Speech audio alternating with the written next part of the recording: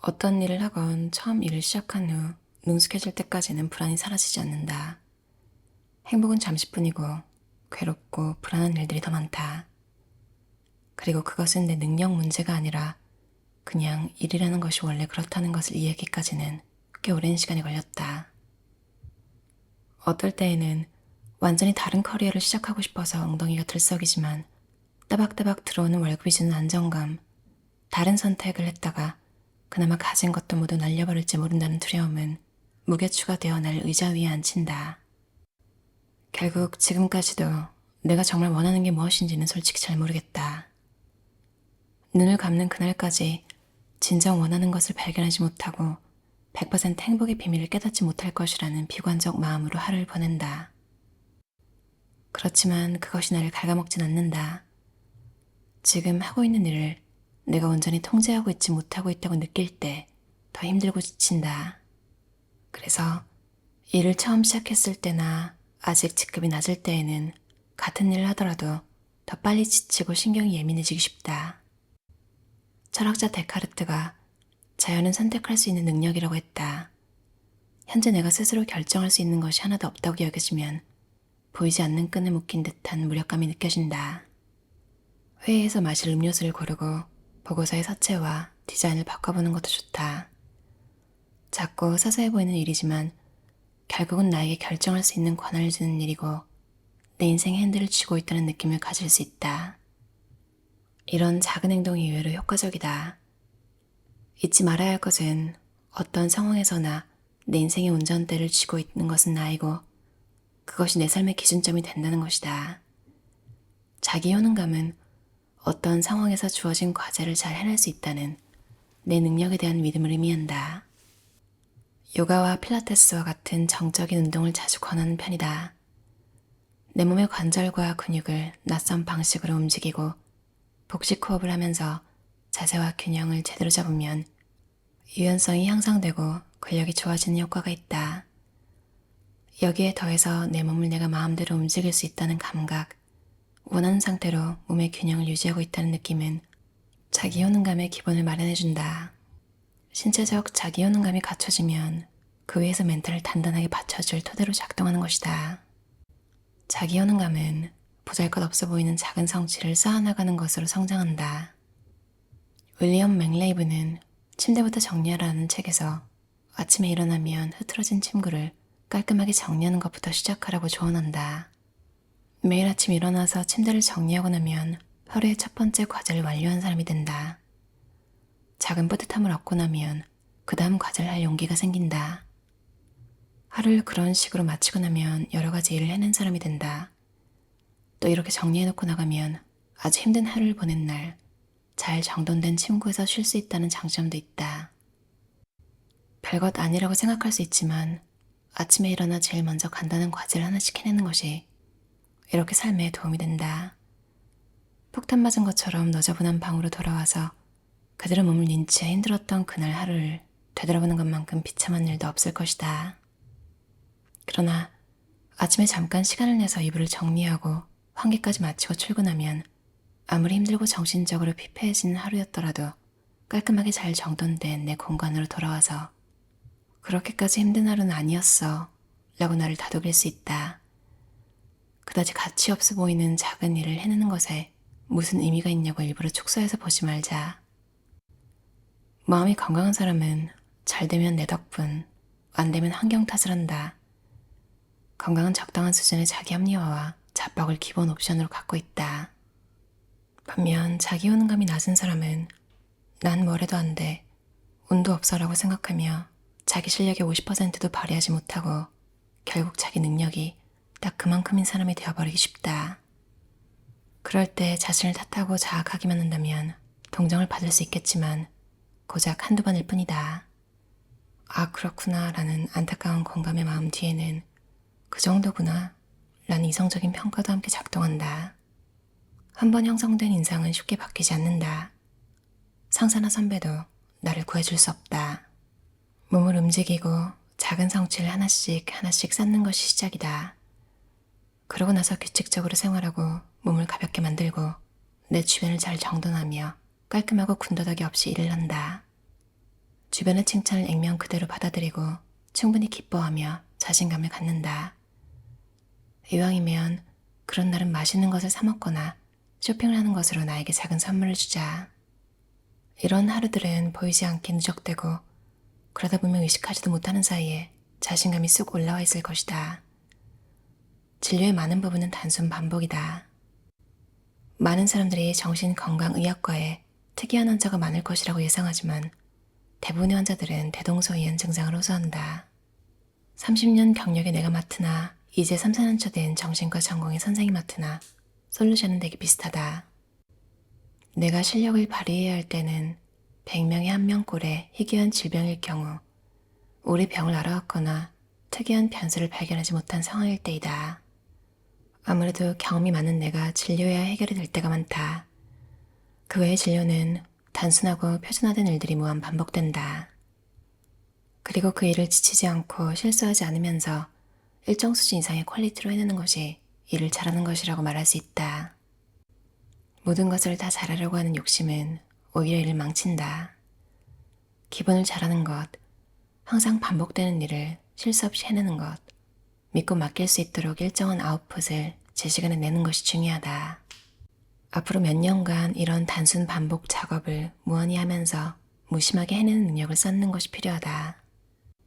어려운 일도 쉬어볼 정도로 툭툭 해내고 난 다음에 비로소 그 위 단계로 넘어갈 수 있다.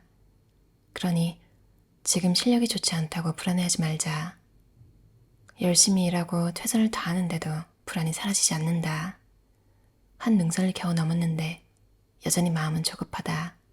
다음 고개가 눈앞에 보이기 때문이다. 이때 필요한 마음은 무엇일까? 바로 적정이다. 많으면 많을수록 좋다는 마음보다는 난 어느 정도면 만족할 수 있는지를 먼저 파악해보는 것이다. 공평해야 한다는 규범이 작동하는 최적은 효율을 이기기 어렵지만 이때 내게 필요한 양이 어느 정도인지 가늠해보는 적정을 먼저 생각해볼 필요가 있다. 내가 얼마나 갖고 있어야 충분하다고 여기고 멈출 수 있을까? 적정이란 안심의 세상이다. 만족은 안심에서 오며 이 정도면 안정적이라는 확인에서 적정을 알 수 있다. 그런데 지금 우리 사회는 불확실성이 높고 미래를 예측하기가 어렵다. 변동성이 너무 높아서 내 한정적 기회와 자원을 효율이라는 관점에서 보게 만든다. 최대한 많이 쟁여놓아야 한다고 믿는다.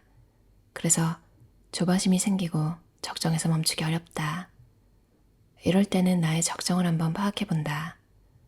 다른 사람의 시선과 상관없이 나의 생존에 위협이 되지 않으면서도 불편함 없이 만족스러운 상태가 어느 정도인지를 찾아내는 것이다. 그리고 넘치지도 모자라지도 않은 나의 적정 안에서 효율을 추구하는 것이다. 그래야 배고픔, 결핍과 같은 생존의 두려움에서 발동한 불안으로부터 나를 지킬 수 있다.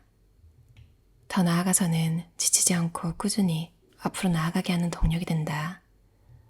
타이밍도 판단의 중요한 기준이다. 시간이 지나면 하고 싶어도 못할 일도 있다. 중요한 일이라면 무게와 중량을 가늠해본다.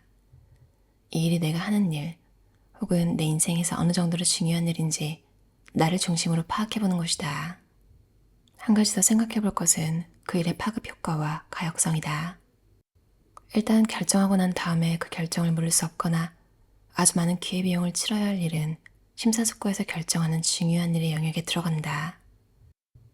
예를 들어 아이를 낳는 결정은 내 삶에 파급하는 영향이 크면서 되돌리기 어려운 일이다. 이직 문제도 그렇다. 그에 반해 집의 가구 배치를 모두 바꾸는 것은 힘든 일이지만 파급 효과는 적고 마음에 들지 않으면 또 옮기면 되니 가역적인 일이다. 중요도 측면에서는 상대적으로 낮다. 동물적 본능으로는 위급하고 중요한 것, 즉 위협이 된다고 여겨지면 몇 초 안에 반응하고 싶다. 그렇지만 인간의 삶에서 그럴 만한 일은 집에 강도가 들거나 불이 나지 않는 한 거의 없다. 그냥 몇 분 정도만이라도 묵혀둔 다음에 다시 생각해본다.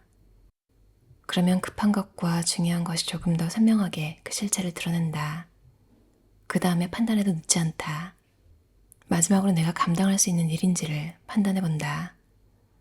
중요한 일이지만 내가 해결하거나 맡아서 할 일이 아닐 수도 있다.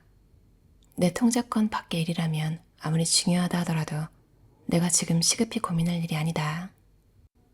우리가 원인을 명확히 규명하고자 하는 진짜 이유는 인간은 불확실성을 견디는 능력이 현저히 떨어지기 때문이다. 애매모호한 상황이 되면 불안이 급격히 증가한다.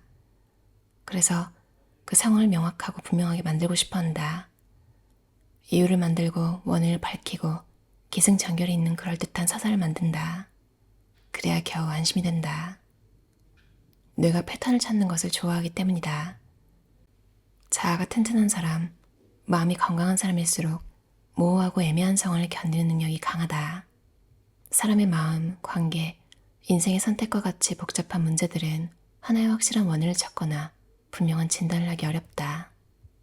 원인을 파헤칠수록 도리어 생각의 수렁에 빠지고 헛발질을 하다가 위험에 발을 내딛게 될 때가 더 많다. 그러므로 이유를 알아내기보다는 어떻게 하는 것이 좋을지 고민하는 것이 더 나을 수도 있다.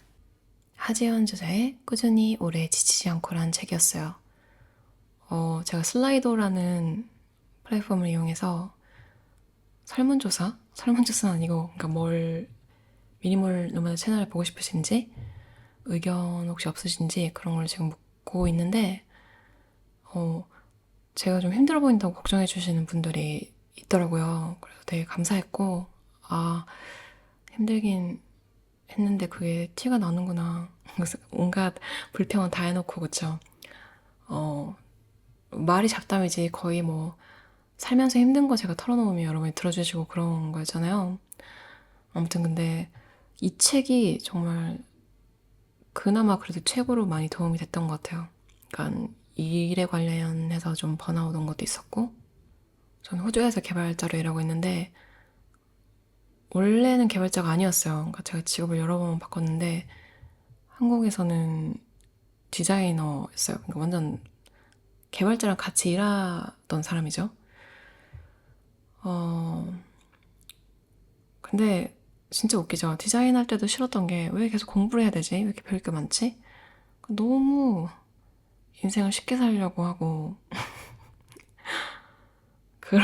그랬는데 지금은 제 꼴을 보면 그때 하던 공부가 훨씬 쉽고, 그때부터 만약에 똑같은 일을 계속 했으면 뭐 밀라노나 선생님께서 if는 없다고 하셨지만 가끔 그런 생각이 들잖아요. 나이도 자꾸 먹어가고 일에 자신은 없고 업무는 자꾸 또 템을 좀 잘못 걸려가지고 이 일이 자꾸 바뀌고 미치겠는 거, 뭔가 적응이 안 되고 내가 잘한다, 뭔가 잘하는 게 있다 이런 감각이 전혀 안 생기는 거예요. 근데 딱 이 책을 그냥 이 작가님, 정신과 전문의 의사시죠. 하지연님 책을 예전에도 좋아했어서 그냥 뭐 자연스럽게 읽었는데 처음부터 이제 일 얘기 그러니까 뭔가 원하는 게 있으면 추구해야 되고, 아직도 네가 원하는 거를 모르는, 이 나이에 모르는 사람은 좀 한심하다 뭐 이런 얘기 많잖아요. 저는 그런 척은 할 수 있어요. 예, 내가 뭐 5년 10년 계획 다 있고요, 뭐 이 정도면 뭐 나쁘지 않죠, 뭐 지금 만족하고요, 뭐 이렇게 그런 척은 할 수 있는데 사실 속으로는 나 진짜 모르겠고 한 치 앞도 모르겠다 이런 생각 한단 말이에요. 근데 너무너무 성공적으로 잘 살고 계시는 것처럼 보이는 분이잖아요. 근데 인생은 그냥 원래 이런 거다, 이럴 수 있다, 이거 되게 약간 마음이 엄청 편해졌고, 전 좀 확실히 그런 것 같아요. 뭐 이것도 하고 저것도 하고 넌 이것도 안 했어 막 이렇게 그럼 압박을 주면 전 주눅 들어서 다 때려치는 그런 타입이고, 뭔가 이렇게 좀 마음을 편하게 해주면서 격려를 해주고 그러면 내가 알아서 이제 좀 추스리고 다시 또 할 일을 찾아서 하는 그런 타입인 것 같은데, 좀 그런 성향이신 분들을 읽으면 되게 도움이 될 거예요. 호통이나 뭐 혼내거나 이런 게 없어가지고, 반면에 좀 세게 말해야지 행동하시는 분들은 근데 그래도 괜찮을 것 같은데 읽어도. 네, 그냥 근데 다 팩트라서 그냥 맞다. 예전에도 하지연 선생님이 하셨던 말씀 중에 되게 기억에 남는 게, 그 막 어렸을 때 트라우마나 이런 거 자꾸 정신분석으로 끄집어내서 이제 치료하고 그런 게 한 진짜 거의 한 10년 전인가 15년 전인가 그때 엄청 유행했었거든요. 그러니까 어떤 여성 작가분께서 그걸 추천하셨던 것 같아요. 그래서 막 되게 유행하고 그랬던 것 같은데 근데 이분은 딱 그랬어요. 누구나 다 그런 과정이 필요한 거 아니다. 사실 진짜 그러니까 차라리 솔직히 뭐 별 영향 없으면 그냥 덮어놓고 그냥 현생, 그러니까 지금 사는 거에 집중해서 사는 게 더 낫기도 하다. 그러니까 누구에게나 모든 게 정신분석을 진짜 심도 있게 다 끄집어내서 파내서 왜 뭐, 그러니까 모든 걸 다 기억하게 해서 파헤치는 게 좋은 건 아니다, 항상. 그 말에 되게 인상 깊었거든요. 그 말에 되게 공감하고 여기서도 또 되게 마음 편한 얘기가 있었어요. 사람의 마음, 관계, 인생의 선택과 같은 복잡한 문제들은 하나의 확실한 원인을 찾거나 분명한 진단을 하기 어렵다. 맞아요. 저 사실 인간관계 때문에 제일 힘들고 그 말은 일이지만 일을 같이 하는 것도 사람이잖아요. 좀 돌아버리겠다 이런 생각이 들다가 진짜 웃긴 게 직장에서 인간관계 틀어지잖아요. 근데 그 시점에 또 그게 영향이 있나 봐요. 친구 관계도 개판 나고 뭐 그냥 엉망진창이 됩니다. 그때 내가 좀 뭔가 망가졌나? 좀 쉬어야 되나? 이런 생각이 들고 또 자책을 하잖아요. 또 그때는 또 혼자 있고 싶으니까. 근데 원을 파헤칠수록 도리어 생각의 수렁에 빠지고 헛발질을 하다가 위험에 발을 내딛게 될 때가 더 많다. 그러면 이유를 알아내기보다는 어떻게 하는 것이 좋을지 고민하는 것이 더 나을 수도 있다. 이게 맞아요. 그냥 좀 흘려보내고 앞으로 어떻게 잘 살 건지 별 쓸데없는 걸로 사람들이랑 틀어지잖아요.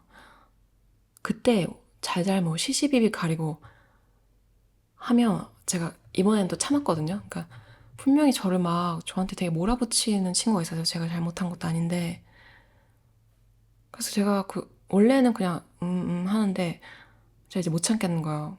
때려치자. 제가 안 만나는 한이 있더라도 친구들이랑 할 말 해야겠다 싶어서 따박따박 논리적으로 얘기를 했더니 어 납득이 갔나 봐요. 그건 좀 또 길게 그 친구도 문자가 왔는데